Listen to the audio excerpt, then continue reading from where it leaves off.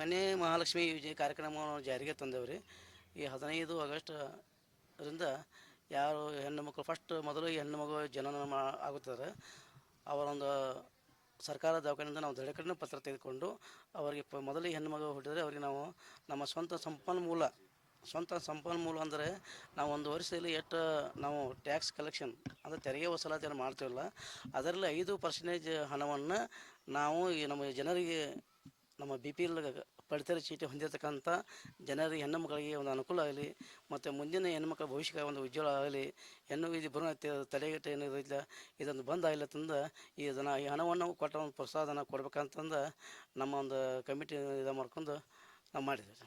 Sir ಅದು 5,000 ರೂಪಾಯಿ ರೀ, ಅವರು ತಾಯಿ ಅಕೌಂಟಿಗೆ ಹಾಕ್ತಾರೆ, ಆಮೇಲೆ ಏನು ಎಫ್ಡಿ ಮಾಡಿ ಅವರು ಹೆಣ್ಮಕ್ಳ ಹೆಸರು ನಮ್ಮದು ಏನು ಉದ್ದೇಶ ಸರ್, ಈಗೇನು ದವಾಖಾನೆ ಖರ್ಚಾಗಲಿ ಏನಾಗಲಿ ಮಾಡಲಿ, ಆದರೆ ನಾವು ಈಗೇನು ನಾವು ಪಂಚಾಯತಿಂದ ನಾವು ಸ್ವಂತ ಸಂಪನ್ಮೂಲ 5,000 ರೂಪಾಯಿ ಏನು ಚೆಕ್ ನಾವು ಏನು ಮಾಡಿರ್ತೀವಿ ಅವ್ರ ತಾಯಿ ಸಲ ಕೊಟ್ಟಿರ್ತೀವಿ.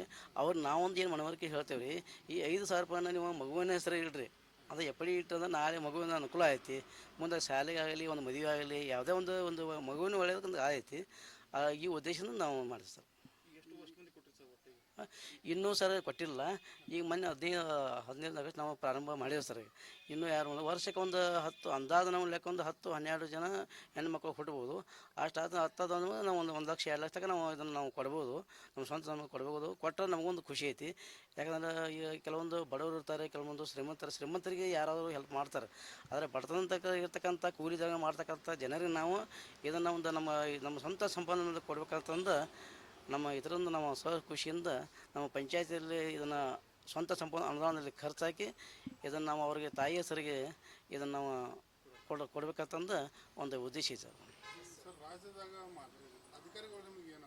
ಹಾಂ, ಇದು ನಾವು ನಮ್ಮ ಮಾದರಿ ಅಂದರೆ ನಮ್ಮ ಹೆಸರು ಗಳಿಸೋ ಸಂಬಂಧ ನಾವು ಇದನ್ನೇ ಮಾಡಿಲ್ಲ. ಯಾಕೆಂದರೆ ಇದನ್ನು ಮಾಡಿದ್ರೆ ಜನರೊಂದು ಉಪಯೋಗ ಐತಿ, ನಮ್ಮ ಪಂಚಾಯತಿ ಒಂದು ಇಂಥ ಪಂಚಾಯತಿ ಅವ್ರು ನಮಗೆ ಹೆಲ್ಪ್ ಮಾಡ್ರಪ್ಪ ಅದನ್ನು ಉದ್ದೇಶ ಐತಿ. ನಮ್ಮ ಪಂಚಾಯತಿ ಹೆಸರು ಬರಬೇಕು, ಹಾಗೂ ನಮ್ಮ ಮಾನ್ಯ ಕಾರ್ಯಕಾರದ ರಾಹುಲ್ ಶಿಂದೆ ಸರ್ ಇವರ ಒಂದು ಮಾರ್ಗದರ್ಶನದಲ್ಲಿ, ಹಾಗೂ ನಮ್ಮ ತಾಲೂಕು ಜನರ PTR ಮಲಾಳ್ ಇವರ ಒಂದು ಮಾರ್ಗದರ್ಶನದಲ್ಲಿ ನಾವು ಅವರ ಒಂದು ಹೇಳಿಕೆ ತಗೊಂಡು ಅವರಿಗೆ ಒಂದು ಅನುಷ್ಠಾನದಲ್ಲಿ ನಮಗೆ ಈ ಯೋಜನೆಯನ್ನು ಜಾರಿಗೆ ತಂದೆವು. ಅದರ